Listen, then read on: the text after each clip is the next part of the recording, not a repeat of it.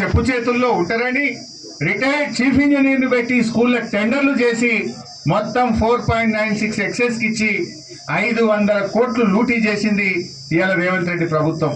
విద్యాశాఖ మంత్రి ఆయన్నే, ముఖ్యమంత్రి ఆయన్నే. ఇటు స్కూళ్లను లూటీ చేసిండ్రు, స్కూళ్ల పేరిట దేవాలయాలను కూల్చి గుప్త నిధులను కూడా లూటీ చేసే కుట్ర చేస్తా ఉన్నారు. అందుకే దీని మీద విచారణ జరపాలని విజిలెన్స్ డిపార్ట్మెంట్ ను కూడా మేము కోరుతా ఉన్నాం. త్వరలోనే విజిలెన్స్ డిపార్ట్మెంట్ కు సివిసి కూడా దీనిపైన ఫిర్యాదు చేస్తామని చెప్పి కూడా ఈ ప్రభుత్వాన్ని హెచ్చరిస్తూ మళ్ళీ చెప్పేది ఒకటే, దేవాలయాలను పరిరక్షించండి. కేసీఆర్ గారు ఎన్నో జీర్ణ దేవాలయాలను పునరుద్ధరించారు. కేసీఆర్ గారు దేవాలయాల్లో ధూప దీప నైవేద్యాలు జరగాలని నెలకు 10,000 రూపాయలు అందించారు. అద్భుతంగా అంగరంగ వైభవంగా శిలలతో కూడిన యాదాద్రి లక్ష్మీనరసింహస్వామి దేవాలయాన్ని కట్టారు.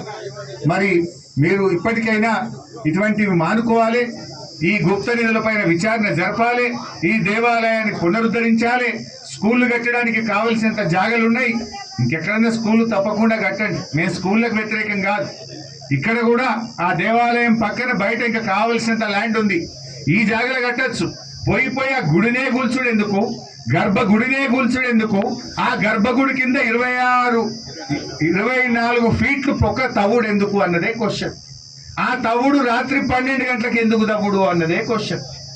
జాగలేక కాదు కదా, చుట్టూ కావాల్సినంత జాగుంది స్కూల్ కట్టనీకి. ఇలా బడి ఉన్న కాడ గుడి కట్టచ్చు, గుడి ఉన్న కాడ బడి కట్టచ్చు, దానికి మేము అభ్యంతరం లేదు. కానీ చుట్టూ జాగని విడిచిపెట్టి పోయి గుడినే కొట్టుడు ఎందుకు, గర్భగుడిని కొట్టుడు ఎందుకు, దాని కింద 24 ఫీట్ల పొక్క దవ్వుడు ఎందుకు, అర్ధరాత్రి దవ్వుడు ఎందుకు అన్నదే ప్రజలు అడుగుతున్న ప్రశ్న. దానికి రేవంత్ రెడ్డి సమాధానం చెప్పాలి. 4 కోట్ల మందికి నాకు ఆత్మీయులే, రాష్ట్రంలో ఉండే అందరూ ప్రజలు నాకు ఆత్మీయులే. అందరి మరి 90% మంది హరీష్ రావు మనుషులుంటే క్యాన్సిల్ చేయి. నేనే అడుగుతున్నా కదా టెండర్లు క్యాన్సిల్ చేయమని.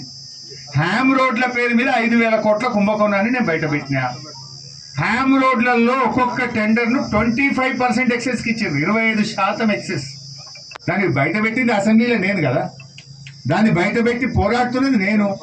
నా మనుషులను నువ్వు నా మీద ఆరోపణ చేయలేదు. నా మనిషా నీ మనిషే కాదు, అది రాష్ట్ర సంపద, రాష్ట్ర ప్రజల కష్టము, రాష్ట్ర ప్రజల చెమట చుక్కలతో రాష్ట్ర ప్రభుత్వానికి వచ్చే ఆదాయము.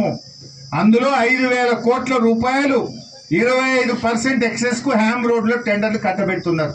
పంచాయతీరాజ్ లో R&B శాఖలో 25% ఎక్సెస్ తో టెండర్లు కట్టబెడితే 5,000 కోట్లు ప్రభుత్వ ఖజానాకు బొక్క పడుతున్నది. మరి రేవంత్ రెడ్డి నువ్వు టెండర్లు క్యాన్సిల్ చేయి. నా మనుషులు అంటున్నావు కదా, నా మనుషులను నువ్వేదో తప్పించుకుంటానే నేను ఇచ్చిపెట్టేది లేదు. నీ మనుషులా నా మనుషులా కాదు, కావాల్సింది పారదర్శకత కావాలి. ప్రజల యొక్క సొమ్ము వృధా కావద్దు. ఆ టెండర్లను రద్దు చేయి, ఆ 25% ఎక్సెస్ ఇవ్వద్దు. మన రాష్ట్రంలో 5% కంటే ఎక్కువ టెండర్లు ఎప్పుడు బీఆర్ఎస్ హయాంలో ఇవ్వలేదు. ఆ నిబంధన దాంట్లో పెట్టు, మొబిలైజేషన్ అడ్వాన్స్ రద్దు చేయమని మేము డిమాండ్ చేస్తున్నాం.